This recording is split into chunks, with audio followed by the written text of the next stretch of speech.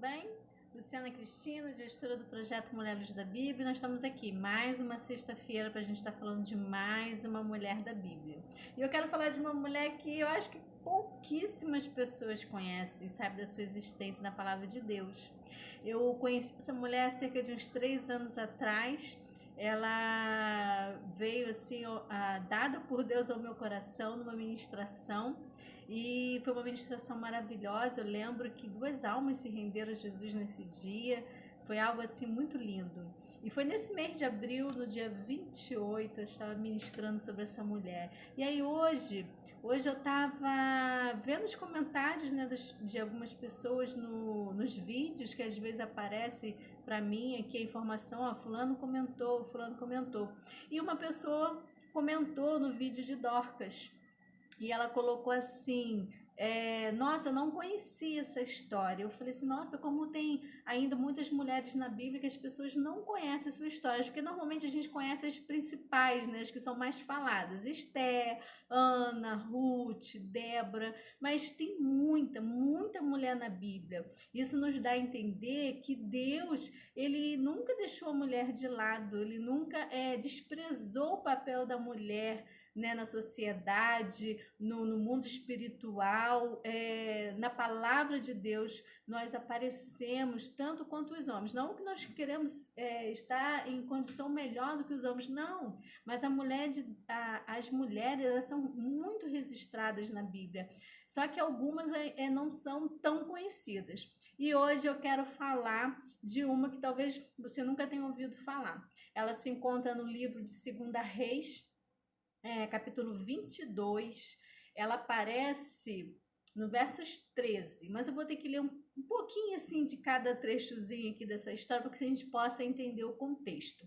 Bom, essa palavra começa no capítulo 22 de 2 Reis, que é onde começa o reinado do rei Josias. Nessa época eram reinados, um rei atrás do outro. Alguns reis eram, né, aprovados por Deus e outros reis não eram aprovados por reis.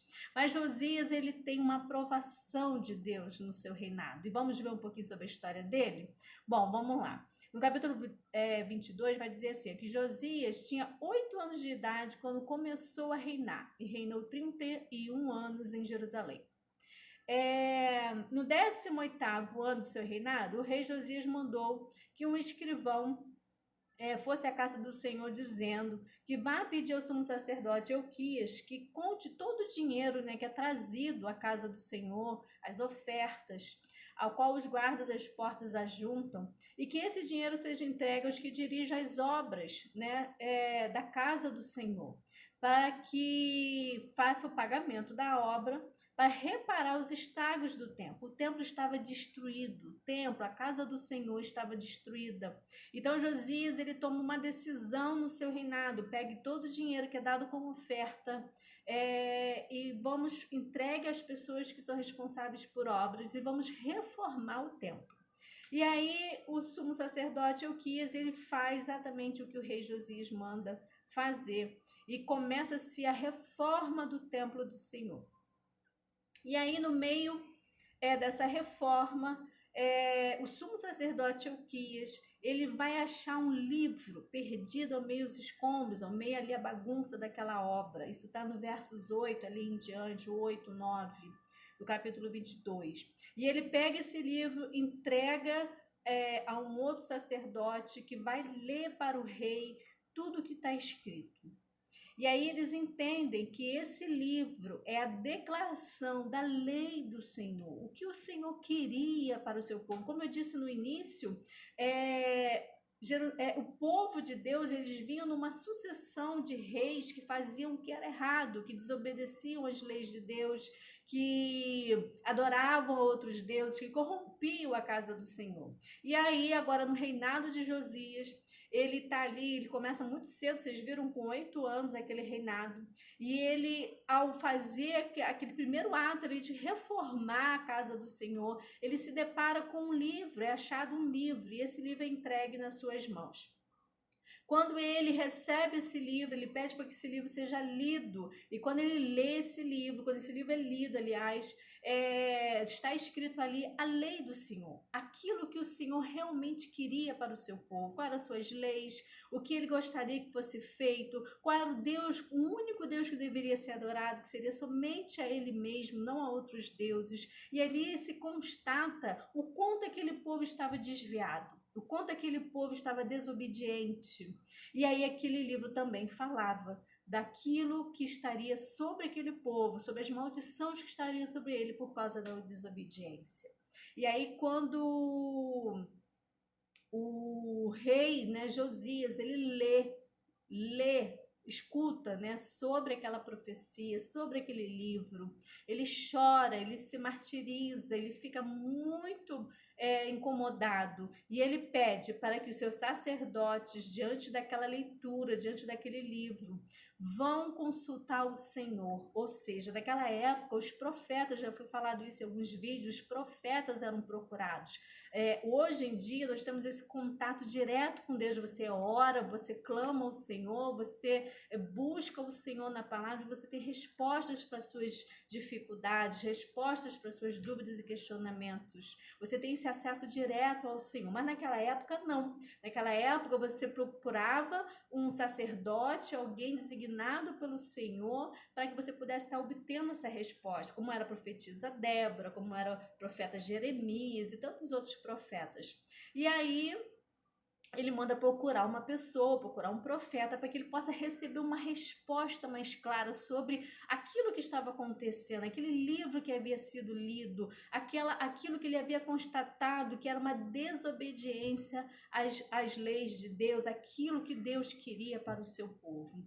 E aí, no versos 13 vai dizer: vão, consultem o Senhor por mim, pelo povo e por todo Judá, a respeito das palavras deste livro que foi encontrado, porque é grande o furor do Senhor que se acendeu contra nós, porque os nossos pais não deram ouvidos às palavras deste livro para fazerem segundo tudo que está escrito a nosso respeito.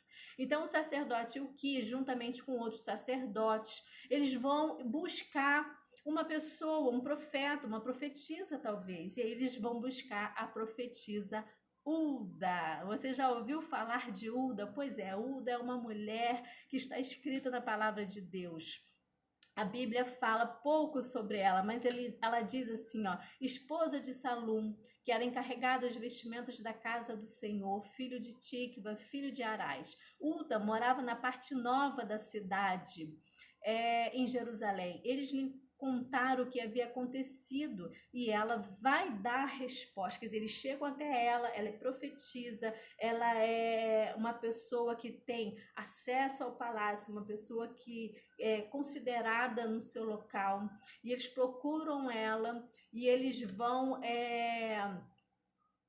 consultá-la como profeta. Engraçado que eu andei pesquisando sobre essa mulher um pouco mais e eu vi que ela era contemporânea da época de Sofonias, da época de Jeremias. Aí você me pergunta assim, mas como assim, Luciana? Havia Jeremias naquela época, havia Sofonias naquela época e foram procurar uma mulher desconhecida talvez, Hulda? Como assim? E aí que eu quero entrar neste ponto. Eles consultam Hulda e Hulda ela vai ser, sabe, muito objetiva na sua resposta. Ela vai dizer: assim diz o Senhor, Deus de Israel, digam ao homem que os enviou a mim, assim diz o Senhor, eis que trarei desgraça sobre esse lugar e sobre todos os moradores, a saber, todas as palavras do livro que o rei leu.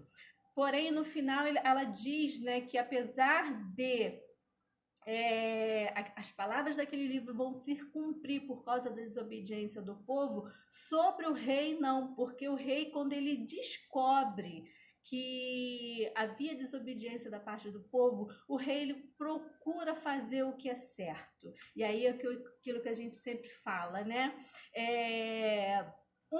Uma decisão certa anula todas as outras erradas. Você pode ter errado até hoje, mas se hoje você tomar uma decisão certa na sua vida, escolher Jesus, por exemplo, como uma das melhores decisões dessa vida, você anula toda uma vida de erro. Amém? E aí, Hulda, ela dá uma resposta, ela é objetiva, ela se porta ali como uma profetisa.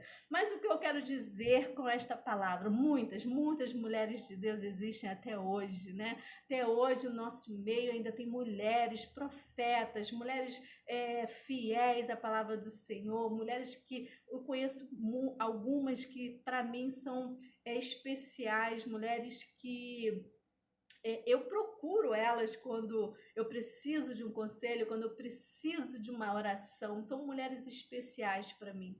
E eu acredito que você também conheça uma mulher especial. Mas o que me chamou a atenção nesta palavra? Uma mulher desconhecida para mim e para você, talvez.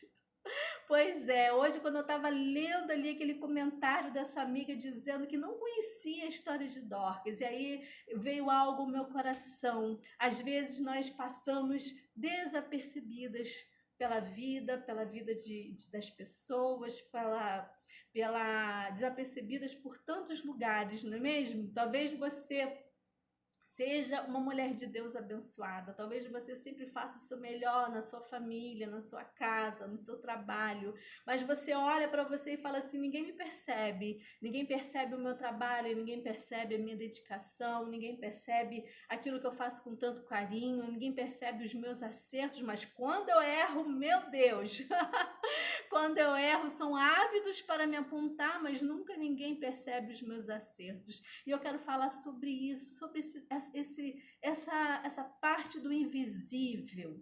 Essa mulher, ela vivia contemporânea a um momento onde grandes profetas estavam profetizando, mas Deus escolheu ela para trazer a resposta para o rei Josias. No momento, não que Jeremias não fosse importante, não que Safonias ou tantos outros profetas daquela época não tivessem hábitos para falar uma resposta para esse rei, mas Deus escolheu ela.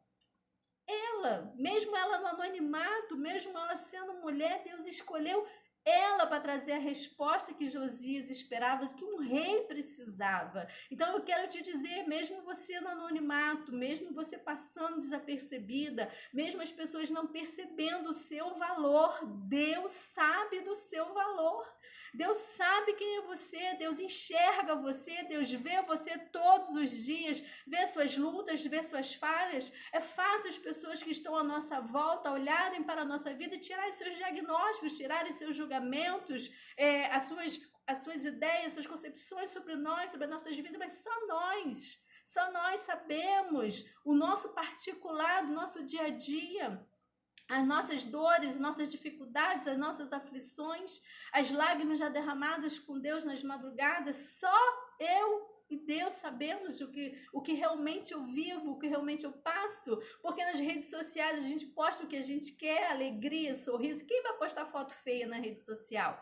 Quem vai ficar andando por aí dizendo só coisas tristes? Eu não conto minhas tristezas para ninguém. Eu não conto as minhas decepções, as minhas dificuldades, as minhas frustrações para ninguém, porque ninguém tem poder de resolver nada para mim.